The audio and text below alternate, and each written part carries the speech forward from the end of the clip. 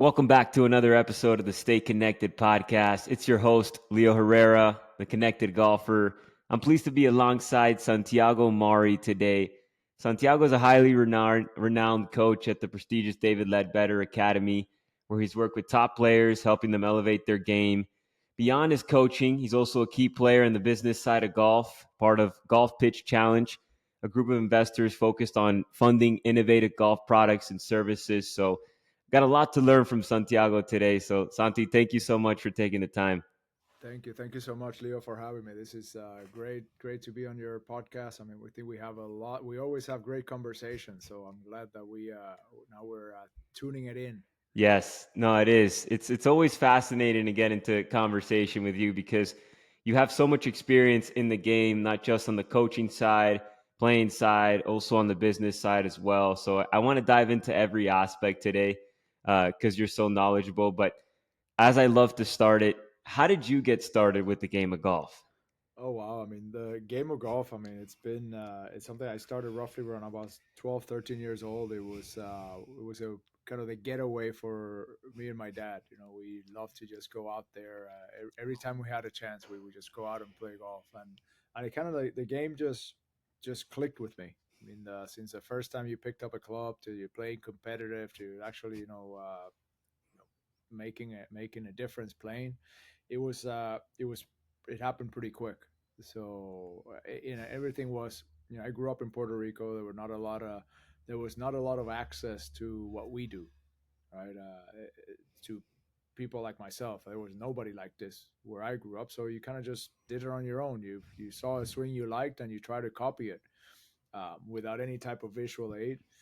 So you always had your first golf lesson like almost 15 years later. Yeah. And I joke that I say, even around everybody like I am, like with somebody like David Ledbetter, who I spent, I've learned so much from him, and great names like him. I've never actually had a physical, an actual golf lesson myself, and that's the part I find was so sarcastic, right? You still have it to this Oh, day? ironic, so ironic. I say I've never actually taken an hour Wow. and gone through an official lesson. Yeah, I've gotten tons of help because I've been around the best of the best. But to actually say I'm going to book a lesson and I'm going to go through the same as all my all my students do, so I've never done it, which I find is so funny and so ironic, right? Wow. But luckily we're around. I think we're lucky enough to be around the people that I've been around since I got into the game. So I've learned tons, right? I mean, from every type of philosophy and a lot of trial and error, a lot of tour players and what do they do to prepare, and it's incredible, right? I mean, what golf can do for your life, I think there's no other sport that will do it, right? Yeah. How did you get into the coaching? I mean, was there ever a lane where you wanted to compete and were playing competitively, or did you know like this is what I want to do? I want to like teach people the game. It's I've all it's a bit of a long process, right, Leo? I mean, when I finished high school, so I moved to Florida to study engineering at UCF. While I was out there, of course, I wanted to play. That was my thing. I wanted to play, but it was difficult to balance, doing engineering and playing and working at the same time. So I kind of just did it all, but I didn't really dedicate the time to play. So I would okay. There was a tournament 4 months out, and you kind of practice for it. You play one tournament, but again, the focus was never playing. um, at the same time, I always got, the working on equipment, the design of clubs, the design of shafts. It was something that made a lot of sense to me. So I did it a lot for fun. I was working at the time at Lake Nona while I was studying, which at Lake Nona in the early 2000s was where pretty much every tour player lived, right? Yeah. So a typical afternoon round, we could be playing, myself and two other of the pros from the golf course with a couple top tens in the world, right? And that was our afternoon nine holer, right? Yeah. So it was funny, and I remember, a lot of situations where We had one of our guys there say, "Hey, I'm leaving tomorrow for Augusta. We got for the Masters. Can you help me out with this? I just can't feel my putter, can't feel this." So we're always doing a lot of last minute tweaks before tournaments on the best players in the world, and that kind of always enjoyed that. David himself used to live at Lake Nona as well, so when David built his headquarters, it was kind of like an easy transition. Say, do you want to come, and why don't you come and just work here, right? Come and work with me. And so I actually took the role of the director of equipment, right? Equipment and development for the equipment side of it, which meant that every tour player that we worked on there, I took care of their golf clubs, make sure everything was good, make sure the shafts were optimized, lofts, lies. And at the time, there were none of these OptiFit. So if I wanted to test, I remember, I remember, like, it's yesterday. One of the players wanted to test some iron shafts. I would probably put together 6 iron sets, Yeah. just to try, just to find one that we liked. Yeah. Same thing with the drivers, right? We would put together a dozen drivers with pretty much exactly the same, and Yeah. and the one that worked, that's the one that was played. So not having the opportunity to optifit it just really made you very it became a very easy understanding on how equipment works and Yeah. how to actually optimize it. I mean, there are a lot of new technologies were developed at the time, and we were fortunate enough to be part of the development of a lot of the things that you see out here now, right? We did a lot of the testing for the shaft puring, the SSTs, all of that, um, and we found if there's merit or not to things like that. The same as grinding heads to fit the tournament. Yeah. One of our one of our top, number one player, I think at the time, he always liked to grind his wedges before Augusta. So perfect, he would come to me and I would get that wedge grinded ready to go. Okay, this is the perfect grind for Augusta National, and we would clean off all the edges, make it very sharp, almost like a knife, and Wow.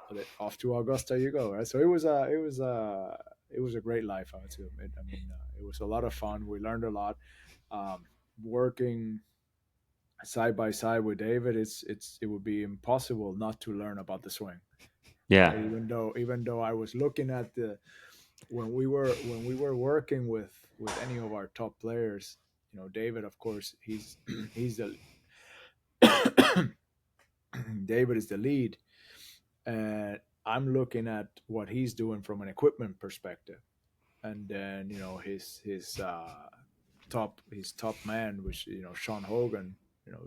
Sean Hogan is one of the most knowledgeable coaches of all time. So Sean is always side by side with David. So the three of us are looking at the player, and I'm looking from an equipment perspective, and David is looking from an overall, and Sean from a technical perspective, right? So if you look at it, you can't help but learning, and being part of those conversations, learning all the do's and don'ts, all the plus and minuses, and how to take that one guy who's already perfect and make him more perfect, right? And make him Yeah. and winning tournaments. How cool is that if you think about it? I mean, if you have right now somebody on the top 10 in the world in front of you and he asks you for your help, what do you do? I mean, you already see it. Like, what are you talking about? You're perfect, man. There's nothing else that you can do. But of course, there always is, and that's what we did. Yeah. It was awesome. I mean, no other way to say it. It's crazy how many little things go into the game. You coming in from the equipment standpoint, I can't tell you how many like fittings and stuff I've gone through to really find like the perfect fit of clubs for me, and I still don't know if I have that for me. And the reality is, you never really have one set for you. Like it changes depending on the environment that you're in, like you mentioned. And my question to you was going to be, since you've been around so much good talent and David's been around so much good talent, like how do you guys even dissect what to work on with a player? Because I was just playing with a pro golfer myself a couple of days ago. He's on the America's tour. He's not a PGA tour player, but the guy is a solid player. And he's obviously struggling a little bit with his contact that day. over drawing it and everything. And he was like taking videos of his swing and sending it to his coach. And I'm looking at the swing and I'm like, dude, like I wouldn't know what to tell you, honestly. Like your swing looks solid. How do you know what to tell a top player in the world what to work on in their swing? Well, that it's that's such a great question, because when you're dealing with somebody like that, that you feel that they already achieved, everything, or they're in the way to achieving, um, in that situation, what I could imagine, as I say, I have, let's say if I'm working with a guy from the Corn Ferry, what he does, he'll send me videos on Monday. All right, this is my field right now. I say, well, I know him well. I mean, we've been working for a while, so you do know already. Okay, what do you need right now to be able to go win this weekend, right? So there's that situation. There's the other situation where the player feels like they're struggling, and struggling in at that sense, it's very different to the general struggle in golf, right? The typical golfer struggles to make contact. These guys, they struggle to get close to the hole, right? So whenever they're struggling, you're not going to see it on the ball flight. The ball flight will probably look pretty much the same. Is how what is the proximity to the hole, right? So typically, all great golfers, like the best of all time, have always been great iron players, Yeah. right? And it's just things that people don't think about, right? That's where they spend kind of the least amount of time. They just want to hit a longer drive, they want to hit more fairways, but they don't realize that there are certain metrics that are the difference between being a great player and being a really good player, right? And all the guys that have made it to the top 10 in the world in history, they've all been great iron players, right? If you look at, I think you can use Rory as an example, right? I mean, Rory, I think, is a phenomenal player, right? Probably one of the best drivers of the ball of all time. Not particularly the best iron player, right? And that could be where he's not winning more tournaments, right? Because he is a number one type of player, right? He Yeah. should be the best player in the world. But statistically, he's lacking a couple key simple items, and that's where there's always a little bit of help. Yeah. So if you were coaching him, then you say, okay, well, where is the system failing? Let's work on that, right? Where there's got to be a disconnect somewhere. I mean, you're already, if how are you going to go to somebody like him and tell him, oh, you're doing all this wrong? Well, you don't have to. You can take the right approach and say, well, we don't. It's not that it's wrong; is that we have a little bit of room for improvement here. Yeah. And I wonder what level these top coaches operate from to understand how to initiate a conversation like that with a good player, to like know where to start. Like Yeah. what type of knowledge do they need to know about the way the motion is made to know where to start? Do you have somewhere like within your coaching philosophy where it's like this is where I usually start and like from here I can build, from that to give them constructive criticism. Yeah, I mean, of course, there's two types of top coaches, right? There's some that are okay. They're the knowledgeable guys, right? Which means they know, I know more than you. You do as I say, right? Or there's the other type where we say, where we actually take our time listening and finding out what are the needs of the golfer, because we get to see that there's so many great things, and sometimes it's just that you created some type of a block, right? So um, the really what I find that the really successful golf coach, they spend a lot of time listening and learning and taking their time before they give their opinion. So they recognize that the talent is the player, and you need to nurture that, right? You need to make sure that the player gets gets something out of it, which in this case is whatever the goal is.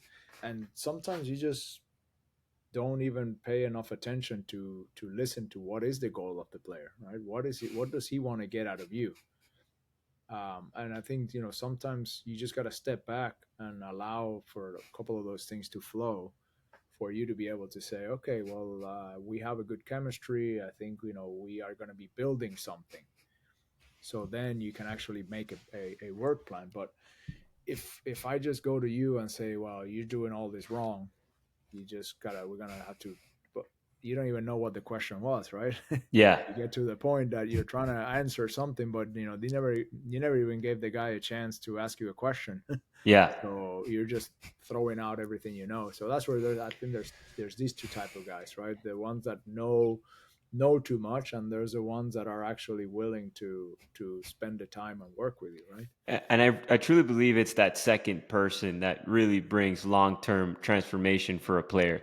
I just had Mark Immelman on the podcast. He worked for David Ledbetter. He was a Oh, he's longtime awesome. Mark coach. Mark is great. Yeah, he would just we were just talking about that, and he was talking about the key to being a good coach is communication. You can tell them all you want, but if they don't actually know what you're telling them, they're not going to actually understand what to do. And it's tough because golf, it's such a complex sport, such a complex motion. You mentioned iron play being one of the most important things to being a top player. To me, I've realized that in the game of golf, like the iron swing is not the same as the driver swing. It's not the same as the wedge swing. There's so many different variations of the swing. Would you agree with that? Or do you think that there is just that one motion that we can all repeat to make it a lot more simple for us through the process? Yeah, I mean, I my personal opinion, I think the dynamics and the flow is it's got to be the same, right? I mean, the goal is the same. You have to load, you have to unload, you have to, create yourself as into a position where you can actually then transition and pivot through the ball. So there's way too many similarities to be able to for me to think of on all of them as a completely different swing. I mean, I'm the one that believes, or I really think that there's one swing with different clubs and different ball positions, right? Yeah. And what I mean by one swing is like the engine continues to rotate in the same direction, Yeah. right? It just depends. Am I running my car at 2,000 revolutions, or am I running my car at 6,000 revolutions? But I'm still running the engine the same way, right? I mean, my pistons are still going to work the same. I'm still going to load the energy in the same place. So I like to approach it with that type of simplicity where if we can fine tune the foundation, then from there we can build up and add and subtract, right? So if we need more power, then we crank up the revolutions. If we need less, then we tone them down. But the bones are solid, right? The structure is neutral and perfectly sound, and from there you can actually move through. So think about when you're hitting a let's say a 9 o'clock wedge shot, and you're hitting a full 7 iron. I mean, is there really that much difference between those two, right? Besides one being shorter, one moving at a different pace, but in reality, you load it, you load it yourself. You kind of you load it yourself behind the ball, right? Just Yeah. so you or into your trail side, so you can actually come into the ball and release into your lead side, right? So they're different, but I think they're the same, right? Definitely. Yeah. And that does simplify the process. And the reason I ask is because, you've been around a lot of average golfers that are trying to get better at their games. I mean, you have now an academy over at Old Court Shrew at Naples that you operate at. I'm starting my journey as a golf coach, coming from a perspective of someone that wants to learn more about it. I feel like a lot of golfers come in thinking they know what the problem is. How often do you see golfers coming in with a complete misunderstanding of how to approach actually getting better at golf? Oh, this that is a daily occurrence, and what I mean by that is there's so much information out there that it's easy to kind of just stick to something I just read or something I just saw and believe, okay, I'm doing that wrong, versus to actually really get to know. I mean, you get a lot of guys. I get guys that tell me, "Oh man, I'm having a hard time breaking 90. I just need to hit better iron shots." I go out and play with them, and I say, well, you out of nine holes, you hit eight greens with a fairly good proximity, and you made 20 putts. I said, well, I got a feeling we need to make more putts before we we do anything else, right? That's just a Yeah. very kind of basic example, right? But that is a situation, and the same thing. A lot of players put too much pressure into their tee shot, and they kind of create themselves into this false narrative that, oh, my driver is a club that gets me in trouble. And I say, well, you hit 14 drives with me today. You hit 10 on the fairway, three on the rough, one out of bounds. And they're like, yeah, you see, I hit a ball out of bounds. I say, oh, you did, but you also hit 10 fairways. So which one is it, right? Yeah, you're going to focus on the Yeah. 10%, or sorry, the 8%, or you're going to focus on the 92% that you hit in play.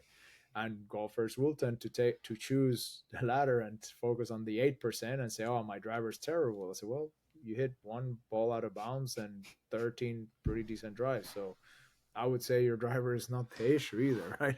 Yeah. So it's little situations like that, right? When golfers create themselves into a narrative that actually becomes it becomes hurtful for them as golfers, right? Yeah. And you just mentioned it there, those false narratives. We hear it all the time with these golfers that think they know what they need to do to get better, are also seeking for help, but Yeah. they get in their own way and don't actually see the results they want to see. Yeah. What do you feel like is the mentality that a golfer should have going into the process of getting better at golf? The reason I'm asking is because I see a lot of golfers going into it where you'll tell them what to work on and they'll try to fight it. They'll try to really like get aggressive with it. To me, I'm like, hey, slow everything down. Like do it in 100% slow motion first and then start ramping it up. And that's a mentality shift. So I'm curious Yeah. to hear your side of it.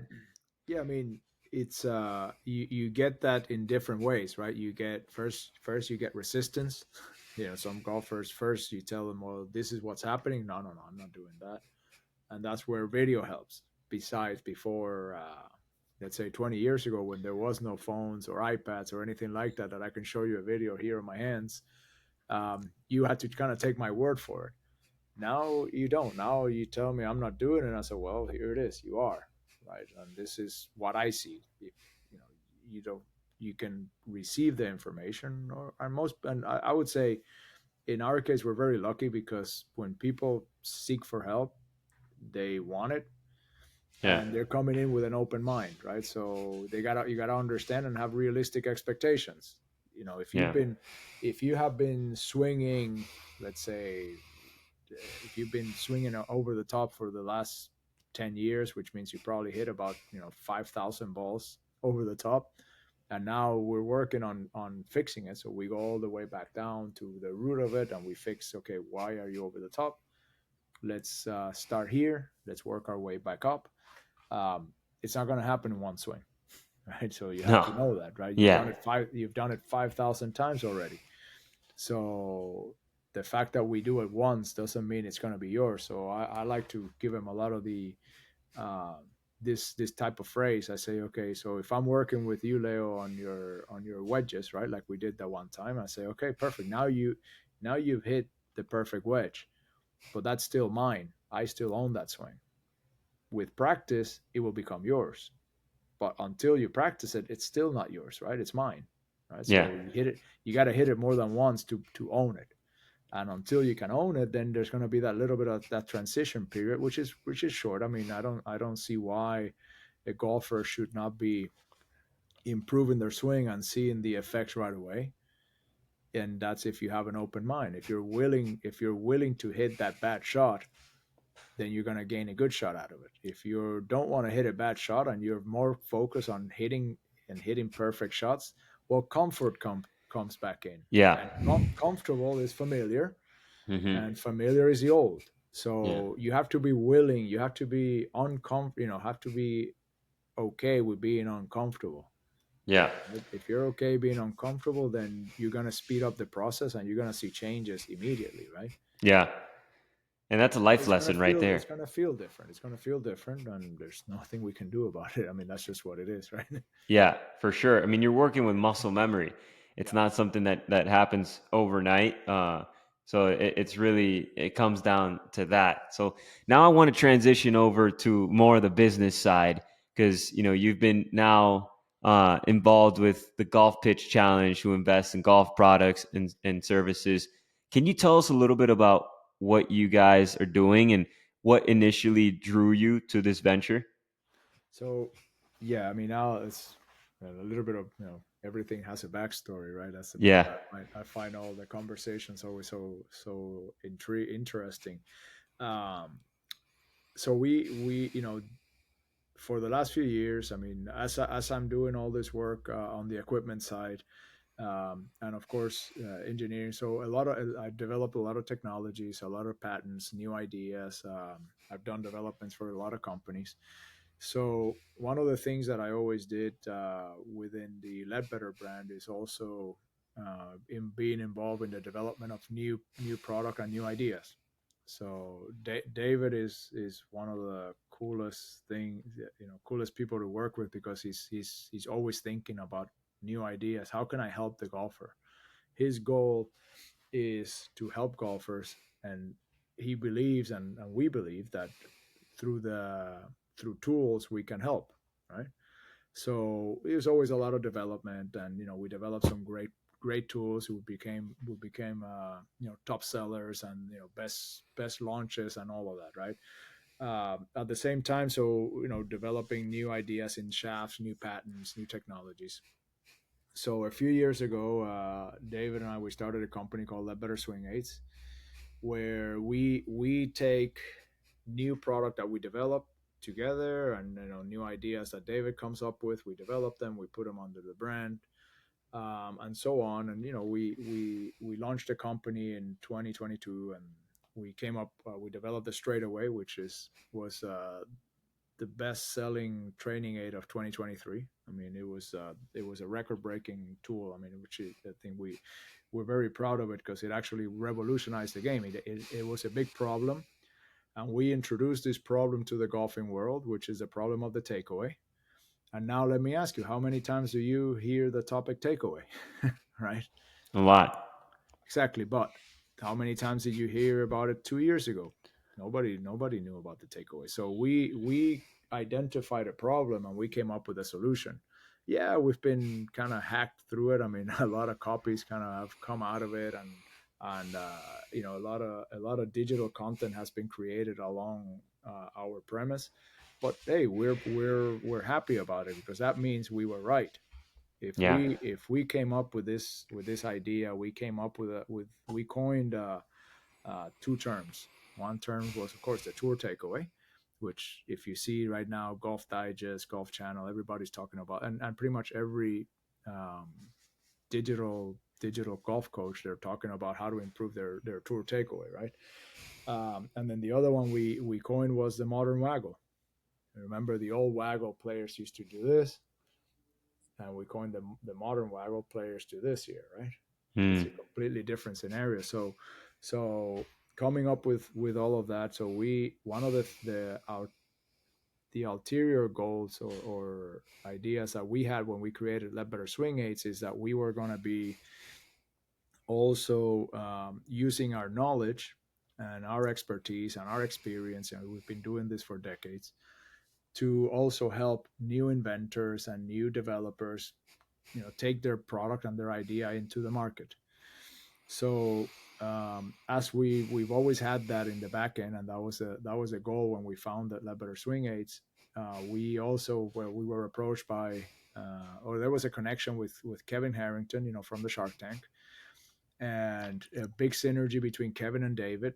And we thought, you know what, instead of let's take our idea, and they had the same idea as well. So we ended up combining forces, combining the Let Better Swing Aids with the knowledge and the development, from Kevin Harrington and his team, and we created what's called Signature Golf Products. So Signature Golf Products is a kind of like a catalyst, right? So we are a one-stop consulting agency where or firm where you come with an idea, and the idea could be anything. It could be an app, it could be a program, it could be a product, a technology, and we will between all of us in the group, we have everything that is needed to take that idea from wherever point it is to the next one. From there, it evolved to what it is. I mean, we had our launch at the PGA show last year, which was great. I mean, we had so many companies that wanted to pitch for us. We selected the best, not the best. We selected our kind of our favorite that would actually fit the profile for the PGA show. And at the same time, we've helped a lot of companies actually go from their idea to a reality. I mean, one of our big stories is for us is Tour Trader Pro. So Tour Trader Pro, I mean, it is an app, right? It is a digital app. It works on the kind of the player trading side. And you would think that that's a company that we won't, it doesn't fit because it's not like, say, a golf product per se. No, that's actually perfect for us because between Kevin's network and David's network, we provided them everything they needed to take their idea and actually, go into the masses, right? So it's a very exciting project, and we love it. No, it's amazing. I think what you guys are doing is awesome, and it's needed in the golf space. There's a lot of Yeah, companies and startups that are happening, and they do definitely value something like this to get that extra leap.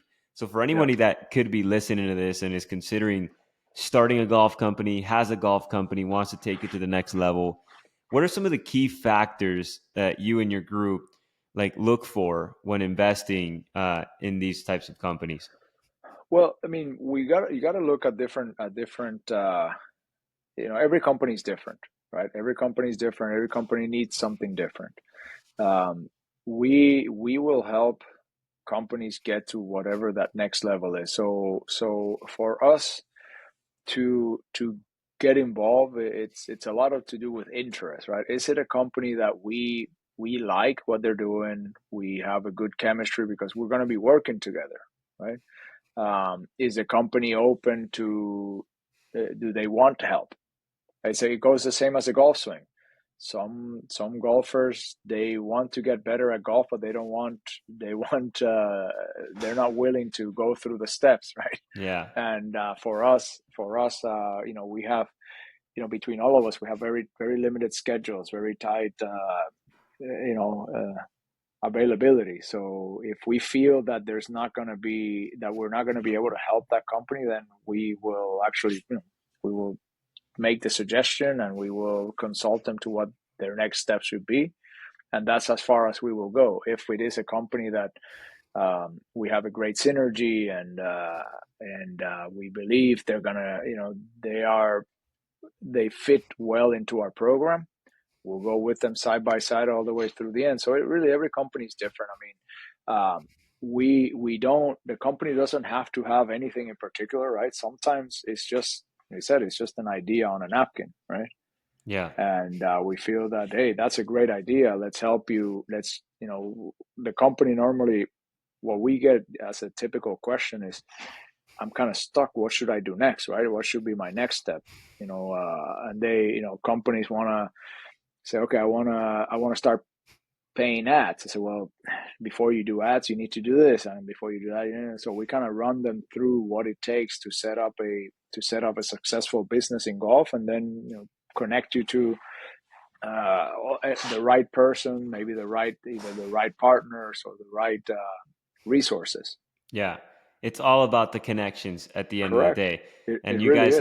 have that horsepower with the lineup with David, with Kevin Yeah. Harrington, Yeah. alongside the other, guys on the panel. I was there at one of your events. I pitched my stuff and it was a cool experience. Just the whole thing was awesome. I definitely recommend anyone that's in the golf business side to be involved in what you guys are doing because it's fascinating. And I'm curious, like you're coaching, you're an investor, you're in the business side of golf. How do you balance not only that, but you're also a father? How do you balance your life on a daily basis? And you have to be Yeah, you have to be organized, and it's tough. You have to always set your priorities. Like, I know I always reference back to golf, but it's the same, right? Yeah. Everything has a process. There's a process, and you have to stick to it. You have your priorities. You cannot hit your putt before you hit your drive, Yeah. right? And you cannot. It is what it is. It is a process, and you have to be organized. You have to know prioritize your time, organize your schedules. Know that, okay, I have my list of targets for the day. I might have, okay, I have 32 things I need to achieve. Well, the best way to do it, I have to start with the first one, Yeah. right, and finish it and move to the second, and from there on, a lot of perseverance, a lot of yeah, you have to stay focused, Yeah. really. So you've been in the sport for so long, what have you noticed golfers really want? In terms of their game. Like, there's a Let me large let me population ask of you a golfers that question. Let me ask you a question, right? This is I find always funny. Okay, so I if in your opinion, right, what is the number one thing that golfers want? I'll tell you what I get, actually. Not maybe I'm wrong, but this is the questions that I get often, right? So what do you think they're seeking for? Are they seeking for to hit it probably longer? longer drives. They're definitely seeking for longer drives. They're mostly seeking for something that makes them feel like they're like finally not stuck. Yeah. See, that's the thing. I mean, I think for every time I get somebody asking me I need to hit it longer, I have four guys telling me I want to be more consistent. Yeah. Right? I think Yeah. that's so true, right? I had a very great conversation with also a major champion last week, and we were talking about it, and he was saying, he's won a number of majors, so he's accomplished golfer, and he was saying, "Oh, do I rather hit the ball 330 yards or hit it 280 yards down the middle and have a solid iron game?" Right, and that's where we get the conversation. Is like, golf are most of the new golfers, they're focusing on getting those 330 yards. And in reality, the golfer that is winning tournaments is the one that is on that kind of, a good tee shot, but they're on point all the time. Yeah. I remember this a long time ago with somebody like Nick Price, and he would say, I think I asked him, so when you were winning, when you were number one in the world, right? What do you think was the difference versus when you were, number 10 in the world or number 5 in the world? And what do you think would have been his answer, right? I mean, and it's funny because you would have thought that, oh yeah, I was just crushing it. No, his answer was, when I was number one in the world, I was always pin high. That's it. Wow. And I said, okay, there you go. See, that's, to me, that I will never So forget that. And that simple. was and that was I'm saying that was early 2000s and I remember, because it was true. It was just, I was always pin high, I mean, which Scotty means Scheffler he is the was spot best at on. that right now. Yeah, he's That, always that, pin high. yeah, that's it. That's really it. I mean, if you control your game, your ball, you'll control your game. If you control the distances in which you're hitting it and can like always understand, okay, like I'm going to make this swing, it's going to go this far all the Yeah. time. Like it doesn't matter how far as long as it goes that far. That far. Yeah, as long as you know what the ball is going to do. And that was, I think, kind of what I always took from it. I say, the thought was not, oh, I was hitting 10 yards longer off the tee, or no, I said I was always pin high, Yeah. which meant he had, and that goes back to the same thing. The best players have always been great iron players, because they Yeah. know that, whatever you hit their driver, that from there, you're going to put it next to the hole, Yeah. and then I you love it. score. I want to move into the final segment of our podcast here. I want to talk about the future of the game, Ooh. trends, and all that, because I know this is fascinating. Coming from an investor, someone in the business of it, seeing so many training aids, technology, emerging, all of that. In your view, what are some of the biggest trends or changes that you see shaping the future of golf? both as a sport and as an industry? You know, I think one of the things that I see that is happening sooner than I thought it would was the indoor market. Yeah. I personally, the indoor market. I mean, let's say we've been testing simulators for 20 years, right? And we always thought, yeah, okay, that's cool, it's fun, kind of like a novelty. Then all of a sudden, the simulators are becoming kind of like okay, more available, more familiar. And what I've noticed, I would say, this especially this last year, is how golfers are actually, and it doesn't matter where you are. I mean, I'm in Florida, and I see that here in Florida, that golfers say, you know what, I want to go play, and they go play on a simulator, which I would not have think that was going to be the case. So like just yet, I thought, oh, that's probably still a few years down the road where the simulator starts actually making an impact, right?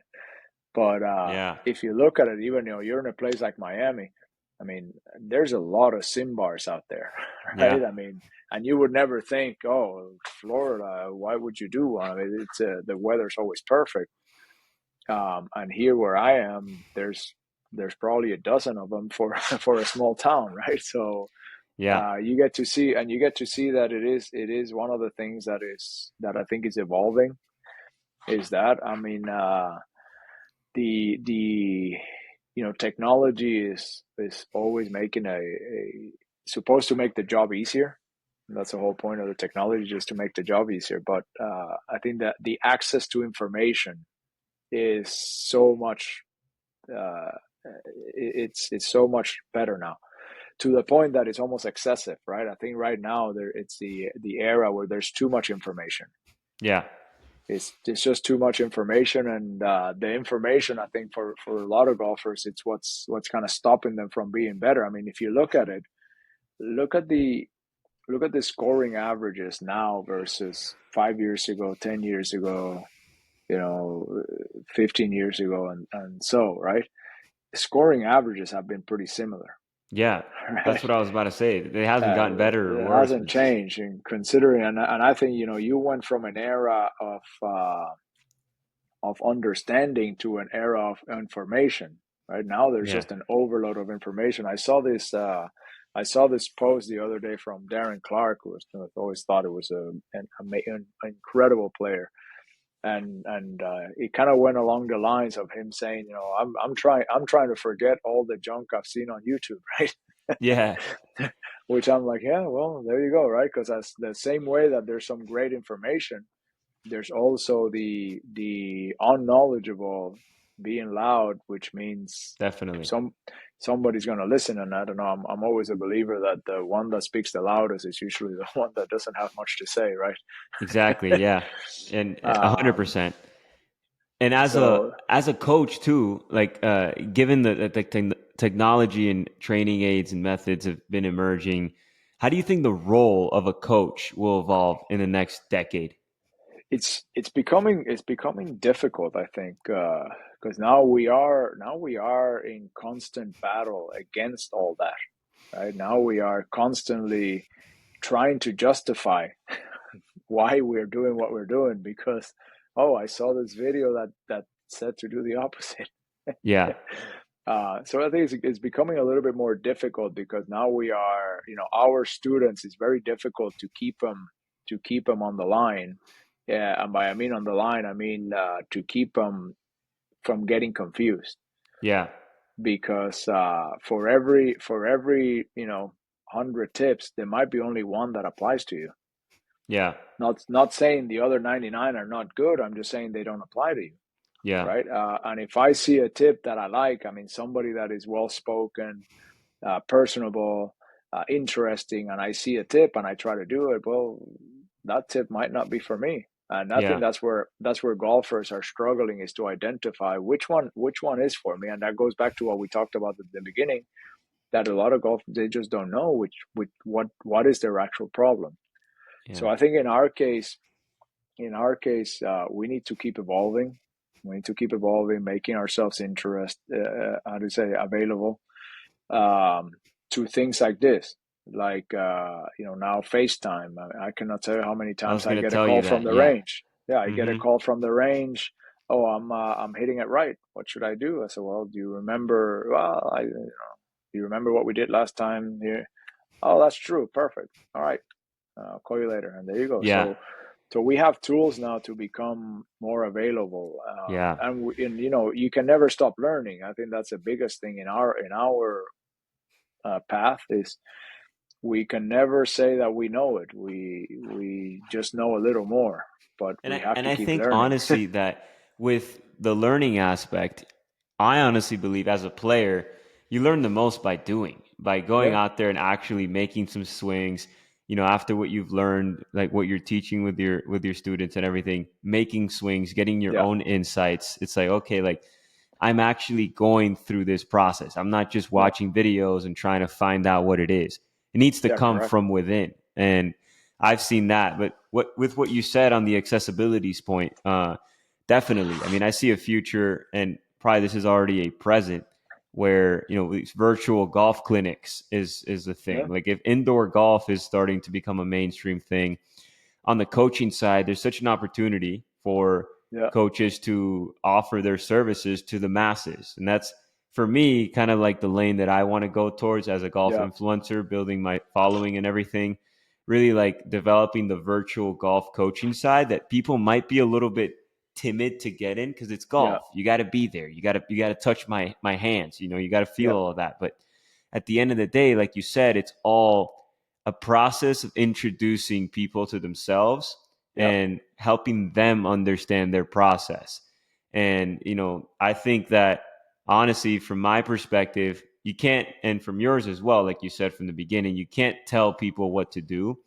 You can only, communicate and listen from a point of view of, look, we're both here trying to truly understand where this problem actually lies. And Yeah. the majority of the time, I believe it comes from the mind, the mindset, the mentality that these golfers are actually coming into, because they can easily be confused with overloading themselves with information on the technical side. But if you don't have that mentality locked in to understand, all right, I might know now this information, how do I integrate it into my actual being, Yeah. where it makes sense to me? Because I'm not going to have the same swing that you are. Yeah. So that to me is where I see the future of coaching going, hopefully away from just the technical side where we're just Yeah. working on the swing and all that to truly introducing people to themselves so they can find their process. Well, and you kind of just said it right there because there used to be, golf has changed, and in our case as well. I mean, even our methods and our philosophies, and I think now it's even difficult to call it a philosophy because by a philosophy, golfer might understand that, okay, you want me to do it the same way as everybody else that you see, and I say, well, that's not the case, right? So we have to adapt, and for example, our philosophy is, or mine is, not to, okay, that everybody has to do this or this, or my philosophy is more, how can I make you a better golfer, right? So my goal is, how do I make you a better golfer? And if and that's where you have to look at the big picture. And Yeah, there's, as long as you can put a club face behind the ball, there's no reason why you should not be able to kind of advance it and start scoring. So I like to find a lot of ways for you to play lower scores. And if you're an 18 handicap, that tells me that, okay, then it's possible for you to be a 9, right? Because yeah, you don't have to do that much to be a 9. We just got to find out, why are you an 18, and how do yeah, we take it down to a 9? And if you're a 9, that means you probably can be a 5, and if you're a 5, it means you probably can be a 2. If you're a yeah. 2, then you can be a scratch. I mean, it's just that process, right? And when you uh say that, it's so hard for people to actually get it because it's like, yeah.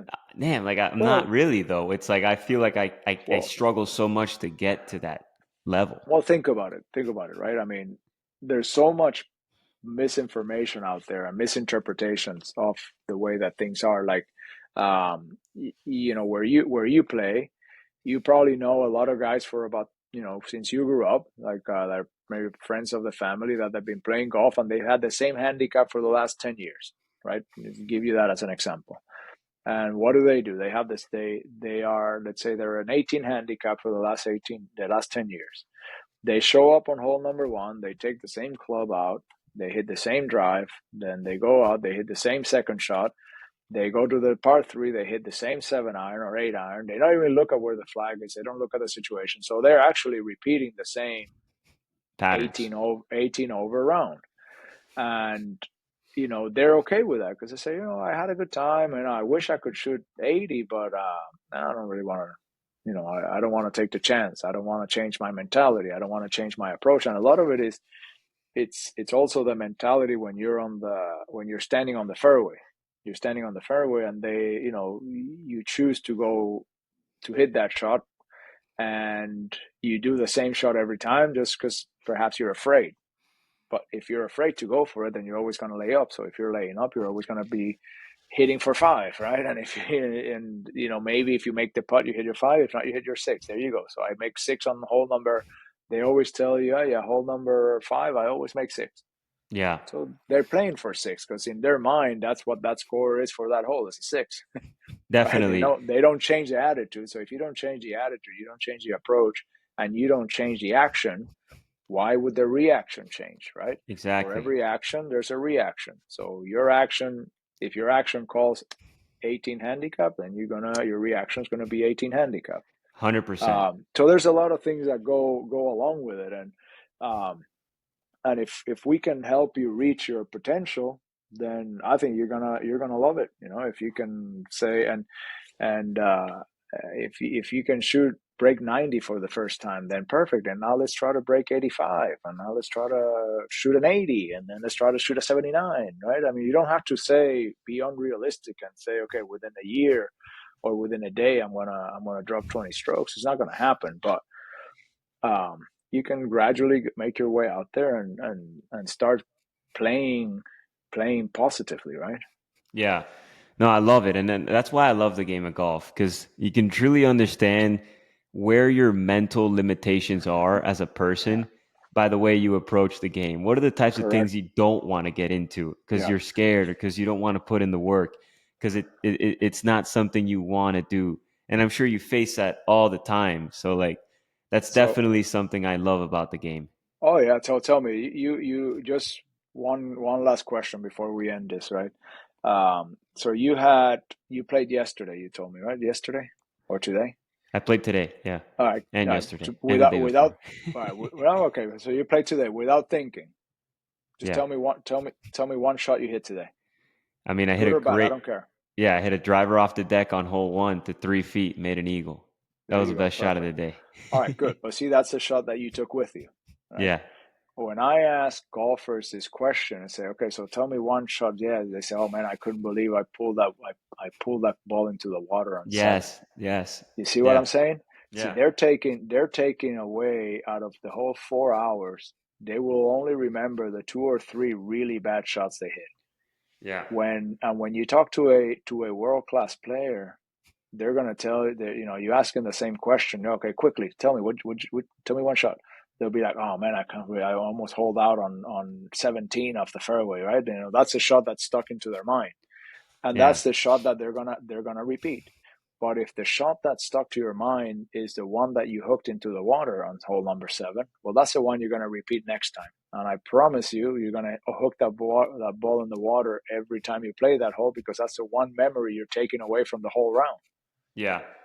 100%. Anyway, gotta be positive, man. 100%. That's why in everything that you do, regardless if it's golf or business or anything, take with you the good things, because there's gonna be a lot of shit, and you got to get through it. And the only way you do it is by really your perspective, your mindset going into it. It's your decision, right? It's your decision to take home the gold or take home the bag of rocks. Exactly. That's your Santi, choice. thank you so much for being on the podcast today. You shared a ton of nuggets, and I'm sure our audience would really greatly appreciate it. So where can they find you, follow you? Easy. I mean, easy contact. and Instagram at Santiago Mari Golf. That's an easy one. If you wanna reach out by email, Santiago at ledbetter.com. Also very easy. So those two easy ways to get a hold of us. If you want to come out visit us at Old Corkscrew in Naples, fantastic golf course. Probably one of the best layouts I've seen, and of course a tough course, but definitely fun to play. I love that course. I won a tournament there once. I can't wait to Oh, go back there. And you guys are going to be seeing a lot more content with me and Santi coming soon. yeah. So, Santi, thank you so much again. I appreciate everything you do for the game. And thank you for your time today. Hey, very welcome. Thank you for having me. This has been great. All Stay right. See you connected. guys. Bye. Bye.